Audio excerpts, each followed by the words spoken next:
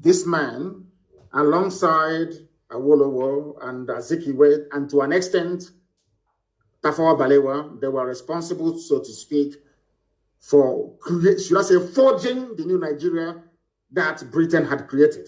It was in 1960, after independence. And he was asked a simple question, a very simple question. Why do you hate Igbo people so much? These are Fulani people. I want Zibaso, I want Hope Uzodema, I want all of them to, I want Wike, I want them to pay attention this evening. I want Ohanes and George Obioso pay very particular attention, because what this man said in late 50s and early 1960s is still prevalent today in our lives. And I'm going to prove it to you this evening, one after the other. The man asked him, in other words, this is where I get upset with Katrina Lang and the so-called British mission in Nigeria. Britain is aware, because this is a BBC journalist interviewing a Fulani leader. When there was no strife, there was no war, there was no problem, when they were planning and creating their useless one Nigeria, please pay attention, please. Pay attention, please. To understand how foolish we came, to understand how foolish Uzarema, to understand how foolish Johannes, anybody talking about one Nigeria, I want to prove to you tonight, heaven is my witness, that the person is a fool, especially if you're a Biafran. They asked this man, and when they talk about Igbos in those days, they're talking about everybody from the East. In fact, to an extent, even including the West. These are the people they claim that created one Nigeria for us. These are the people they call their founding fathers.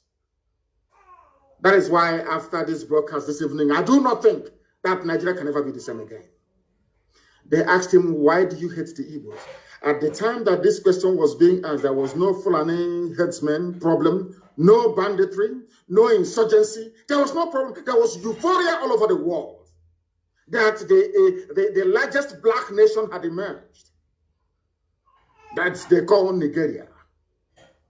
And this is one of the leaders, one of the leading lights of that very period of history of Africa, so to speak. And what he started with was hatred for Biafrans. In other words, for a BBC journalist to ask Ahmadu Bello, why is it that Fulani people are obsessed with hatred for Igbo people? What I'm telling you that didn't happen yesterday. Please, I don't want to, do not misquote me or misunderstand me. This happened many, many years ago as Nigeria was being formed. They asked him, why do you hate Igbo people so much? Not only that, the man asked him, why do you have an obsession? Is a type of madness. In other words, BBC of all people, BBC and by extension the British government knew from day one that Fulani had an obsession against Igbo people and will kill them. That will. They knew it. Everybody knew it. But Azikiwe decided to keep quiet about it. The same thing that Igbo governors, Eastern governors, Biafran leaders are doing today. That is why we are in the mess we are in. Because this is the person who founded, co-founder of the new Nigeria that Britain had created. He is the Fulani leader. It was because of the death of this man that we lost 5 million people between 67 to 70. It was because of the death of this man that Gowon declared war on Biafran people. It was because of the death of this man, that was why Aburi never stood. The agreement reached between Ojukwu and Gowon never stood a chance of working because the Fulanis were hell-bent on avenging the death of this man. I'm going to play his voice once again, and I want people to please try and determine for themselves if by killing this man, Nzogu had done anything wrong. It was Nzogu that killed him because Nzogu was a Nigerianist. Nzogu was a patriot. Nzogu felt that what this man, I want to let the world understand what led to the war and why Britain said that Nigeria must go to war against Biafra. You must pay attention this evening. I'm begging you. I'm going to play his voice again. Before he started, somebody I provided an intro, kind of a voiceover, for you to understand. So that what is happening today with Fulani Janjaweedism, banditry, the hatred, the fact that when this regime of Buhari came in 2015, their plan was a northernization agenda. What this northernization means that a Fulani man will occupy every position of importance in Nigeria. This thing was said over 60 years ago, but in 2015, when Buhari was, they implemented it, they're still implementing it to this very day. That is why I feel sorry for the South, by which I mean the East and the West. I even want my Yoruba brethren who are listening to pay very close attention. I want them to understand the mess everybody's in the South. I want them to begin to appreciate the level of trickery, the level of takia, the level of deception the Fulanis are willing to deploy in order to conquer you, both spiritually and physically. Because as at the time this man said this very thing, when I say, they say I hate Fulani, I don't hate anybody. It was Fulani that hated me first. They did not just hate me first. They have consistently hated me. Are you listening to me? Now I'm going to play it again. Listen to the intro and you listen to the voice of the man they claim created Nigeria. And you will understand from what he's saying, it is what APC is implementing today. APC, Fulani Party. Fulani Party of bandits and terrorists. That's what they said, northernization agenda. The North, first. And some of you may be wondering, why is it that Fulani has this hatred for Igbo people? I want Hopos Adema to pay very close attention. I want to Hanez Ndiara and Dioshi to pay attention. I want every Fulani to listen very carefully. You may be wondering, why is it, for no reason, we were not at war in late 50s and early 60s. Nothing was wrong. We did nothing to Fulani. A Fulani leader, the leader of the Fulani people, the leader of the entire North, came out to say, we hate Igbo people. And he gave the interview to BBC. Now, how can you blame me for hating them? I don't even hate them. I'm only trying to fight them or stop them from killing our people. That's what I'm doing. I want to tell you that what they are planning, what the plan of APC today was what Ahmadu Bello has scripted down. I said that was why in 2003, 2011, you see, 2003, 2007, 2011, Buhari kept contesting. People never knew the reason why Buhari overthrew the government of Shagari. Buhari, this is his mentor. His hero is the Sadwana. If you listen to him when he was alive, if any of you paid any attention to what Buhari was saying, Buhari kept saying that they killed Sadwana, That's his hero. The reason why Sadwana hated the Igbo people was because the East was the only part that their type of Islam never got to. You may think it's about politics and economic development. It's because the Fulani sword and Quran got into Yoruba land. The Fulani sword and Quran decimated the entire Middle Belt. The Fulani sword and Quran got into even up to Upper Benue. They never made it to the East. That is their anger. Till tomorrow morning.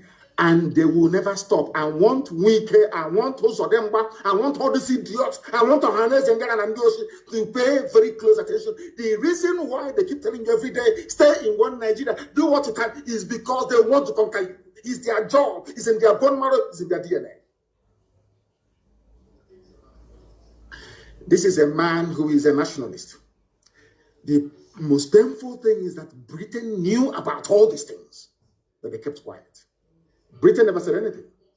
Britain kept quiet. I want to play it for you again. This is the leader of the Fulani people.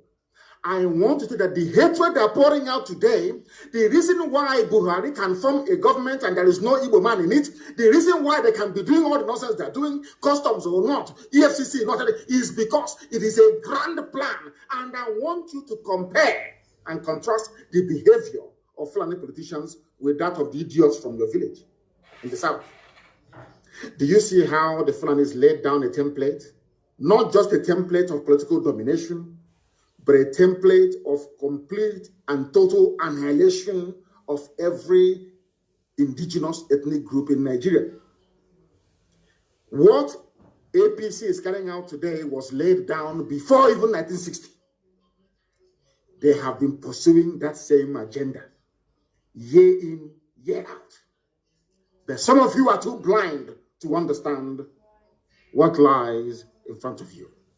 This evening, we are exposing them that the world may understand, that the world may know why we are doing what we are doing.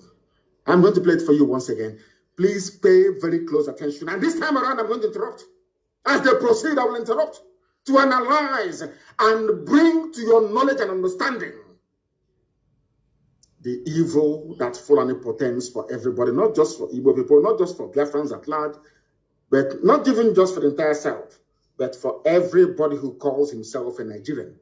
Because as at the time that this man said this, uttered these very, should I say, vengeful words or insightful words, Nigeria was not at war. There was euphoria everywhere. Independence is around the corner. They are about to take over everywhere. Black people are about to rule black land. That was done for it. This is the man that they refer to as their founding father. This is the leader of Boko Haram. This is the leader of Fulani bandits. This is the leader of Fulani headsmen. This is the leader of every terror group that has ever emerged. He is the spiritual leader. He's dead, of course. His death was what caused the war, because Britain wanted vengeance. Britain knew that Fulani hated Igbo people, because Britain hated Igbo people. Britain hates Biafra with a passion. Pure raw hatred. Raw hatred is the same hatred that the Fulanis have. You cannot explain it. Why Britain hates Biafra is beyond me. We are Anglicans, though. We are Christians, though, for your information. We attend Anglican church. We are Christians in the main. England is supposed to be a Christian nation, but their hatred for Biafra is immense. And isn't it very ironic? The only part of the zoo called Nigeria that is entirely, or should I say, homogeneous Christian, no Islam. That is the people that Britain hates most of all. And every Sunday like today, every Anglican church in Biafra land have contributed their money. Very soon they will ship it all the way to Canterbury. Are you following what I'm saying? I want you to listen once again, please, to understand those who are the fermenters of trouble in Nigeria. I want to prove to the world tonight that Fulani people are the originators of every problem in Nigeria. It was because of this statement and the statement that this man made at Sandhurst. That was why Inzogu killed him. Not because of any hatred for Fulani. And tell me why such a person should be parading himself as a Nigerian. In fact, even the journalist asked him, shouldn't Nigerians be free to live anywhere they like? He said no. He said no. And tomorrow morning you sing, I pledge to Nigeria, my country. Do you see why I call Nigerians fools and animals? This is the reason why. Because they can reason very well. I don't understand the reason why somebody should be proud of a country where those they claim shaped it are against a particular group of people. Because Islam did not get there. Because they did not conquer us. Let me play for you again. Major. Listen. Talks about killing your premier. Add on top of that the North's general hate of the East. And you... The North hates the East. Ask yourself why. They love Yorubas a little bit, because that's why they said, we are Yoruba forests, we're not leaving, we're not going anywhere. That's what Mietiala said, a terrorist group. That now and again, they go to Asorok and they collect their own share of the money. They buy more weapons, they charter private jets, they fly in the weapons, and they're in our forests, killing us every day. I want people to understand what I'm saying tonight is very, very important. Why is it that the North hates the East? What is this hatred for an Igbo man? I'm asking. Because we are hardworking, because we are blessed, because Elohim is with us, because anywhere we go to, we bring light, and we bring blessing of God upon that very place. Is that why you hate us? For no reason. Britain is aware, EU is aware, US is aware. Everybody knows. Now, why do you want us to stay in a land brimming with such hatred for a particular group of people that led to the death of 5 million of those people? We are the only people in the world Only Biafrans. Biafrans are the only people in the world having suffered the level of genocide we were subjected to, or should I say Holocaust. And we are still in that same country that killed us. Only us. No other people. Nowhere else in the world. That is why we must change our thinking. That is why the likes of idiots like Wike and those of them, all these idiots who must reason tonight after. I think Wike has been listening to our broadcast now. He's changing Oyibo names, white man's name in Iguacha to more local names. That's the thing they're all listening. I think he went to Waterlands and changed it to something else. It's no longer Waterlands. He was asking them, why are you asking white man's name? If he was sincere, he should have gone a step further to say, Port Harcourt is a white man's name. The name is Iguacha. Maybe someday, sometime in the new Biafra, we shall get there. I want you to listen once again to what this animal has to say. I call Ahmadu Bello an animal because only an animal can speak this very way. His hatred is not for white people. No, not at all. In fact, he said that I will give jobs to people that colonized you and subjugated you. He said, no, don't worry, I'll give jobs to you more before I can give it to an Igbo man. Are you following what I'm saying? I will give jobs to a white person. This is Africa. Your so-called Africa, one Africa. Let Africa be united one. These are the idiots that made it impossible for Africa to unite. And he's a nationalist. We are told. He's a founding father. According to Fulani Janjaweed, he is the founding father. I want you to pay attention tonight, for goodness sake. Listen. Start to get the picture of the sort of tribal tension Nigeria was heading towards. Tribal tension before 1960. So what is happening today has been there from the beginning. And I'm asking people, you have suffered this mess for nearly 60 years. The same tribal tension for 60 years. When is Nigeria going to get better? I'm asking. When will this tribal tension stop? The fact of the matter is that it can never stop. Never, ever, ever, because the hatred is deep-rooted. It's in their system. They cannot help it because we have not conquered the East. That's what they're saying. We have not dipped our Quran in the Atlantic Ocean that flows on the coastal lands of the East. We must take them. And that's what they're doing. Do you understand them now?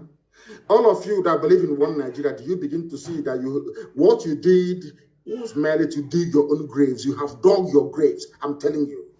That's what you have done. Look at the mindset of the people that you are in the same country with. And this man, you can hear from his accent, he's polished, he's educated. I think he studied at, I don't know if he was Cambridge or Oxford. You can he's a prince of the Fulani Sultanate. You can hear him the way he speaks. Very crisp English. It was this man that made me to realize that mastery or command of English language does not confer upon you any, should I say, any intellect of any sort whatsoever. It doesn't. The fact that you can speak English doesn't mean you're intelligent. This was the man that made me to realize that very fact. Listen to him, please. This is the founding father, so to speak, of Nigeria. Fulani.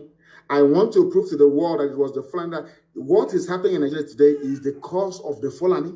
They are the problem that you have. Listen to him. One thing I've noticed, Premier, when I've been... That is the voice of the British interviewer, BBC journalist, asking him. He's asking him, Premier, he was then the Premier of the North, asking him, Premier, one thing I have noticed is the obsession, the hatred, the raw hatred the Fulani have for Igbo people. Where is it coming from? A white man, BBC, they realized all the way from London that there are two people, these two tribes you have, in a place called Nigeria that they themselves created. One hates the other and wants him dead. Yet you're talking about one night. I'm asking you, with this level of hatred, on what basis, therefore?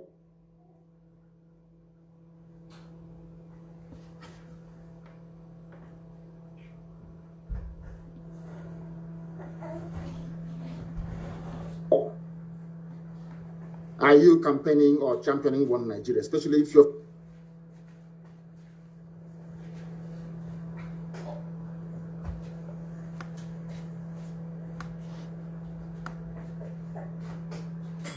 from the East. On what basis, I ask you? How? Please explain to me. On what basis? Let us hear the journalist and the question that he had to ask. Listen. Here is that Northerners seem to have, what's called an obsession about the Igbos.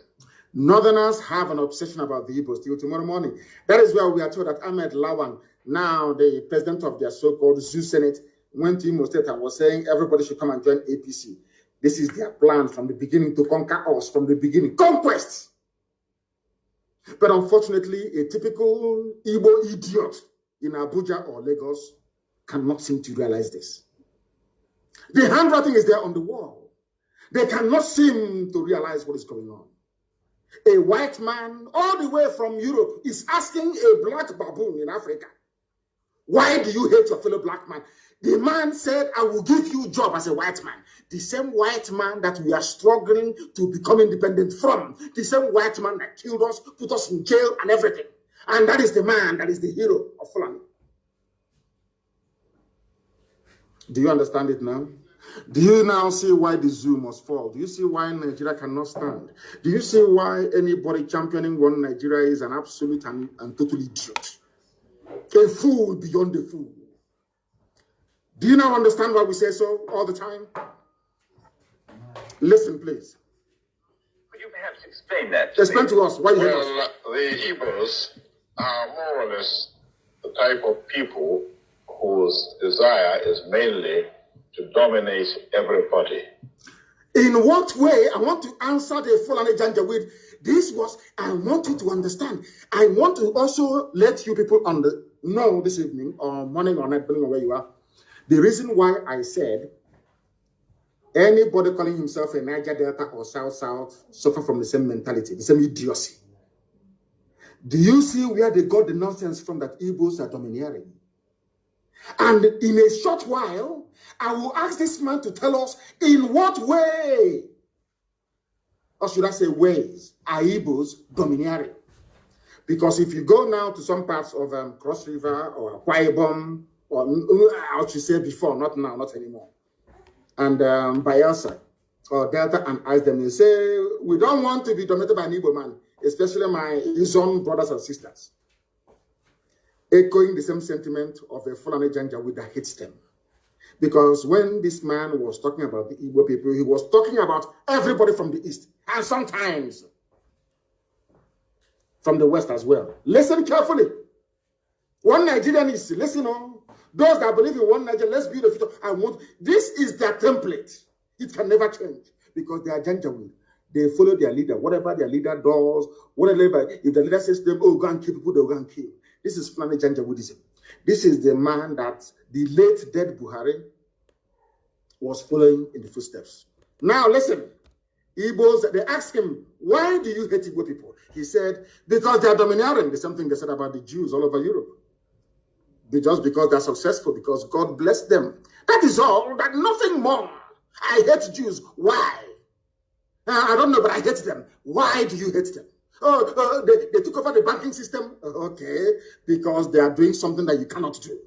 The same thing about Igbo people in the zoo called Nigeria. By Igbo, I mean the whole of Biafra in Nigeria. I want our people to pay attention tonight so that their brain can be cleansed properly.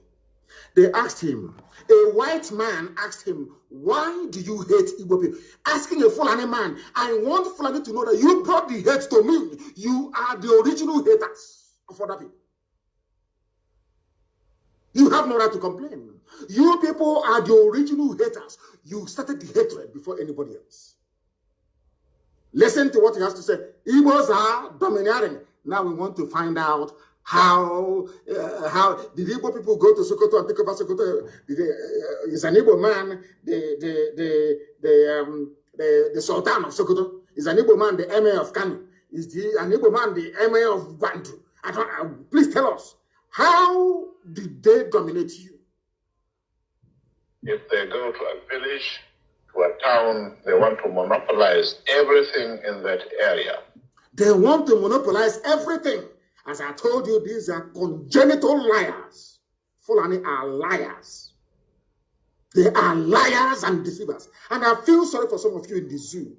Some of you that allowed Fulani to deceive you. They can't deceive me. They can never deceive me. They asked the premier he's the premier, the political head of the North. He said, why do you hate Igbo people? They are domineering. How? Any village they go to, they want to dominate everything. Now I want to ask him, Igbos were everywhere in the North. Is an Igbo man an emir in the North from before his time till today? But he said they want to dominate. What he meant to say is that God blessed them because there is something about Biafran people that the Fulanis can see that incidentally, the Fulani cannot see in themselves. This man understands one very simple fact, that the Biafran people are like the Jews of Africa, as Henry Kissinger said and wrote in his memo to President Nixon, that he believes that Biafrans, especially Igbos, are the wandering Jews of Africa. Henry Kissinger said it, wrote it in the memo. Go and check.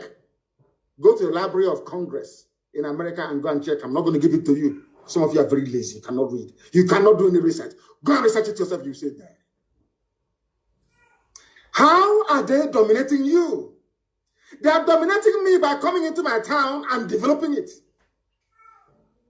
They are coming into my town and teaching our children how to read and write properly. They are opening businesses. They are successful. That is how you dominate them. Are you listening to me? So because Britain is the largest inward investor into the USA, that means that Britain is now dominating USA. Or in the late 80s and early 90s, when Japanese people and businessmen were the highest investors in the USA with Toyota, Nissan factory and everything else, that means that Japan is now dominating USA. Do you see how they reason? Do you see why I call them Janjaweed? Do you see why their brain, do you see why I cannot be in the same country with these people? With this level of hatred. Why do you hate me? Okay, because I am successful at business and economics. That's all. And because of that, I should be killed. Fulani, are you listening? I want to prove to all the Fulani that the hatred today in the zoo was brought about by Fulani Janjaweedism. Listen carefully, please. If you put them in a labor camp as a laborer, within a year they will try to emerge as headman. If you put them in a labor camp, if you take Igbo people in those days, Biafrans, I mean, anywhere they are, you put them in a labor camp, that's what he's saying, they will emerge as the headman. Why are they emerging? Is it not the same way that Joseph emerged in Egypt, in the house of Pharaoh, from nothing, to show that the blessing of God is upon these people? You cannot suppress. There's a saying where we come, you see the moon, your hand cannot cover it. It's blessing. It is called blessing. It is not domination. It's blessing from God. And that blessing is for the whole of Africa. Not just even for Nigeria, for the whole of Africa. The blessing that Biafra brings to the table is for the whole